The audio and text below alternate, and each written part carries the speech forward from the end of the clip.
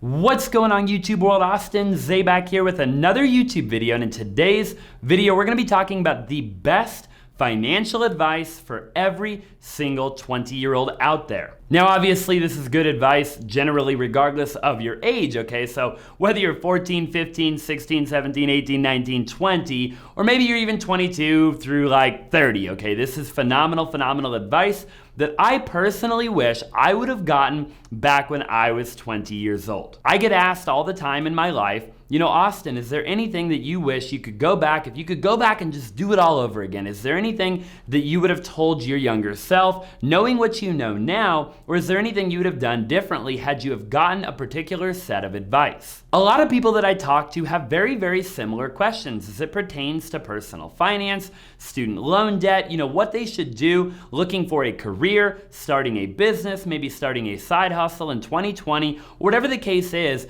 the questions are actually very similar. If you're watching this video, you probably have some sort of interest in creating financial freedom for yourself, or in the future, maybe you want to become a millionaire, or maybe you want to make six figures. Whatever it is, you obviously have an interest. To be on YouTube, to have found my channel, and to be watching this video, I just encourage you to stay to the very end of the video. You're not going to regret it, and if you haven't already, I would really appreciate it if you would go ahead and just smash that like button, as it really does help me out with the YouTube algorithm. So I'm just gonna go ahead and dive right into it. I'm gonna give you my top tips, tricks, and strategies, things that I've learned over the last 5 or 10 years that I really wish I would have known had I gone back, 5 or 10 years ago. Things that really would have helped me in my life when creating financial freedom, when making money, when creating side hustles, when building businesses, and really just in general. These are things that I feel like everybody should know that most people actually don't know. According to the Federal Reserve, about half of young adults in 2018 took on some form of debt, and about 69% of them took on student loan debt in particular, graduating with an average debt balance of about $29,800. But let's just shift gears for just a moment, which brings me to my first tip, and that is to really focus on your health and your energy. And you're probably thinking like, Austin, what in the world does that have anything to do with my finances? And what in the world does that have anything to do with debt? And it actually has a whole heck of a lot more to do with it than you would probably ever imagine. Health at any age is extremely critical. But when you're younger, I feel like a lot of people tend to kind of neglect their health. And I've definitely been a victim of that. And there's been many years in my life where I've totally neglected my health. I've been focused on my business. I've been focused on being a real estate agent and a real estate investor, learning about the stock market and all of these different things. And I always ended up putting my health on the sideline. Look, at the end of the day, take it from me. Every time I've put my health on the sideline, I've ended up actually slowing down. And I never realized it in the moment. In retrospect, looking backwards, I always ended up realizing that not taking care of my health actually affected me a lot more than I thought it did. And look, I'm talking about life in general, okay? A lot of people forget that when it comes to getting your personal finances in order, investing in the stock market, investing into real estate, being a real estate agent, starting a Shopify store, an Amazon store, or whatever it is, everything has to do with your personal life, right? And the things that you do every day, right? Your time management, your effectiveness, the things that you do, those little bitty habits are everything. I am personally busier today than I've ever been in my entire life, and I try to take the time out of my day, out of my week, and out of my month to really be effective, to manage my time the right way,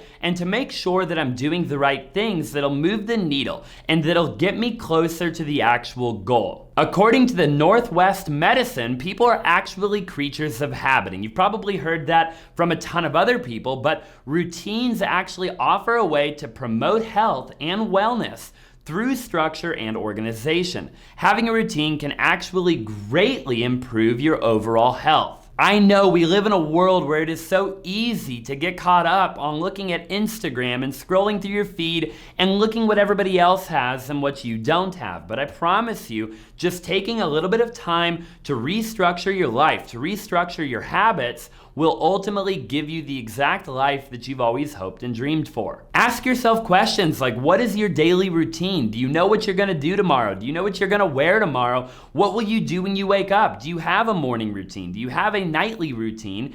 And overall, is your life actually structured? Are you sleeping in every day? Are you watching too much Netflix? Maybe you're spending too much time scrolling through your phone. And obviously, we live in 2020, so you can get the productivity things and the analytics right on your phone. So if I were to ask you, like, hey, how much time are you spending on Instagram, on TikTok, on YouTube? Your phone would actually be able to tell you. So make sure that you're looking at those analytics and you're actually applying that to your life. And answering those simple questions will give you a very good idea of if you're living a life of productivity, of efficiency, right? Of actual healthy habits, healthy lifestyle choices, and overall, if not, then you'll know exactly where to focus your time and energy. I'm not gonna spend any more time on that. Just take it from me that the moment that I got my health in order, the moment that I really dialed in the structure of my life, everything changed. I made more money. I was able to start more businesses. I was ultimately able to think a lot clearer. I had a very much clearer understanding of my goal, of my dream, and everything changed for myself. Moving along to number 2, and that is to always be open-minded and to always maintain a certain level of creativity when you're younger. The importance of not having a narrow mind is one of the biggest things that I could ever try to get across to you. Oprah Winfrey actually said at one point in her life that your mind is like a parachute, and if it isn't open, it isn't going to work. Maybe you happen to be looking at being an entrepreneur. Maybe you want to be a real estate agent, or you want to trade in the stock market, or you want to start a side hustle or some sort of business, or maybe you don't. Maybe you want to go to college and ultimately you want to go be a doctor or a lawyer. Look, at the end of the day, I promise you, having an open mind when you're younger and not being closed-minded will change the game for you. And creativity and open-mindedness do go hand in hand. That I can promise you. Whether that is creating some sort of art, starting some sort of business, or ultimately finding a product that you can eventually sell to somebody, maybe even a product or a service. Being open-minded will ultimately lead you down a road of gaining wisdom. And my mentor always told me growing up, he said, Austin, the most expensive real estate that you will ever own in your entire life is the 6 inches between your ears. He said, so at the end of the day, in the beginning, when you're younger, make sure that if you're going to invest into something, invest into yourself. And that obviously is why you're watching this video. If you're still watching, I applaud you for watching the video. I would applaud you even more if you stayed to the very end of the video. And of course,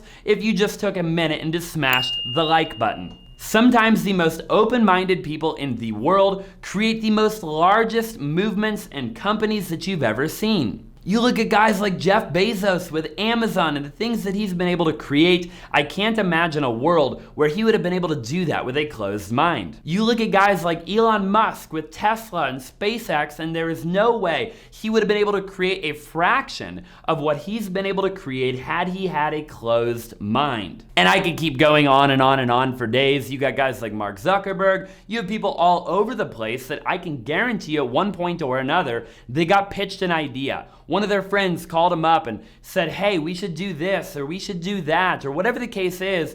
And had they been closed-minded and thought they knew everything about everything, they would have probably never ended up where they're at today. Look, at the end of the day, having an open mind will definitely lead you to failure in your life, and it will also lead you to success. But I can promise you this, some of the most successful and rewarding things that I've ever done in my entire life started out with a little bit of failure. And failure is never a bad thing, and we'll talk about that in another video. But failure has ultimately led me to success, and being open-minded has led me to be able to do both of those in general. Being open-minded will allow you to hear other people's perspectives, to hear other people out, to really see the world from different points of views, and ultimately you will gain wisdom, you will gain knowledge, and it will push and it will drive you to try new things, to implement new things, to really spread your wings, and ultimately to succeed in your life. Tip number 3, and this is a big one, and that is to change the way that you think about your age and your capabilities. Look, at the end of the day, you're probably watching this, and at one point or another, if not right this second, people have doubted you as a result of your age, as a result of how you look, as a result of whatever the case is. And ultimately, you've attributed that particular thing to your age and to your lack of experience. That mentality should fuel you and it should fire you up. You should never let that bring you down. And I see so many people talk to me all the time. They're like, Austin, what do I do? Because I'm only 18, I'm only 19, I'm only 20. How am I ever gonna close that deal? How am I gonna pitch that particular prospect? How am I gonna start that business? Nobody's gonna take me seriously. And what I tell them is the same thing every single time. And that is that the only person thinking about it is you. You're the only person thinking about it. And if you've ever seen The Law of Attraction, you've seen Bob Proctor or Tony Robbins or Gary Vaynerchuk or whatever it is, the reality of it is whatever you think about, you will attract. So if you're thinking that you're too young, that you don't know enough information to close the deal or do whatever it is that you're thinking about, I promise you this, the only reason that the other person is thinking about it is because you are thinking about it. You'll never be too old and you'll never be too young to make a difference. That I can promise you. Again, if you can get your mind off of it and you can gain the confidence to walk into any room, any pitch, start any business, do whatever it is that you have your mind set on, and you can truly get your mind off of thinking that you're too young or you're not capable, everybody in the room will also simultaneously stop thinking about it. There are so many entrepreneurs out there, so many different professionals, so many different surgeons and doctors and lawyers, and all sorts of different people that have made their dreams a reality by just simply believing that they could. And I understand there might be some different things that you literally can't do when you're 20 due to the legalities of everything, but at the end of the day, for the most part, 99% of the time, you literally just have to believe that you can. And at the end of the day, there's always a way around the legalities of different things. Maybe it is renting a car, right? You have somebody else put it in their name. Whatever the case is, there's always a way around it. There's always a way that you can ultimately solve the problem. One of my favorite quotes is that you're never too young to lead. I'm 25 years old, I've failed a ton along the way, and I don't consider myself to be massively successful or anything like that. I've built a couple of different companies and I have different teams and different organizations that I lead on a day-to-day basis. And at the end of the day, I never think about my age. And I have people on my teams that are older than me. I have people that are significantly older than me that take direct orders from me, and I could have never gotten there had I not believed that I was able to do it. It is all about standing firm in what you believe in, fighting the good fight every single day when you wake up, getting your mind right, and investing time and energy and information into developing and growing your mind to move the needle in your life and to ultimately achieve whatever it is that you set out to achieve. Number 4 would be to figure out your financial flow.